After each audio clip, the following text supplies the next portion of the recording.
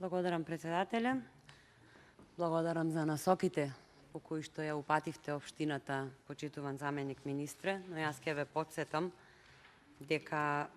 овој амандман всушност беше дел од ветувањето во планот за живот за Трпејца,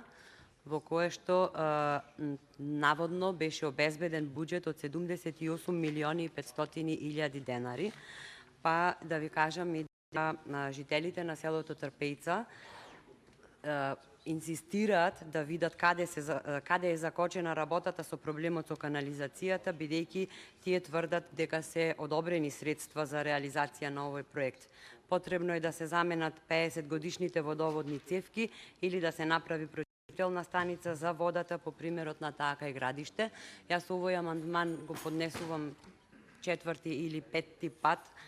и не би сакала многу долго да говорам по однос на амандманот, затоа што самиот факт што од една страна говориме за Охрид, говориме за Балканскиот Ерусалим и најразвиеното туристичко место во Република Македонија, а од друга страна молиме и говориме за проблеми со атмосферска и фекална канализација, и тоа во туристички места како што е Трпејца и Стар град,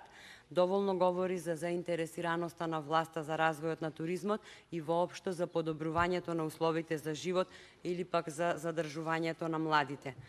Делот од амандманот кој се однесува на изградба на водоснабдителен систем и водоводна линија од свинишките извори на Плакенска планина беше со цел да се обезбеди организирано водоснабдување од свинишките извори.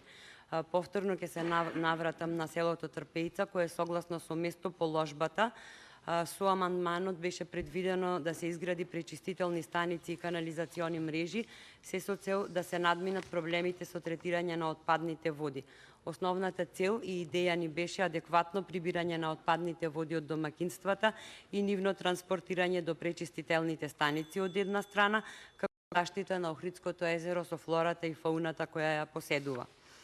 За жал, долгогодишните проблеми со фекалната канализација во Охрид и во руралните средини мора да се решаваат. Имајќи го предвид времето во кое што живееме, жалосно е да немаме квалитетни канализациони системи, кога сите знаеме дека без соодветна инфраструктура, асфалтирани патишта, водоснабдување и особено канализација не е возможен никаков развој, не може да се развива ни едно подрачје, а камоли да говориме за развој на модерен туризам или задржување на младите. Да имавте слух за овој амандман кога го поднесувам по четврти или петти пат,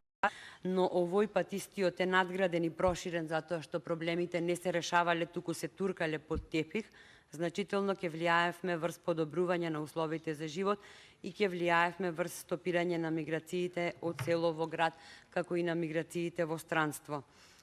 Исто така неодамна бевме сведоци колкави реки се спуштија од Стар град кон Охридската чаршија, нешто што не смее да се дозволи во денешно време за град како Охрид, и тоа се случува заради несоодветната атмосферска канализација.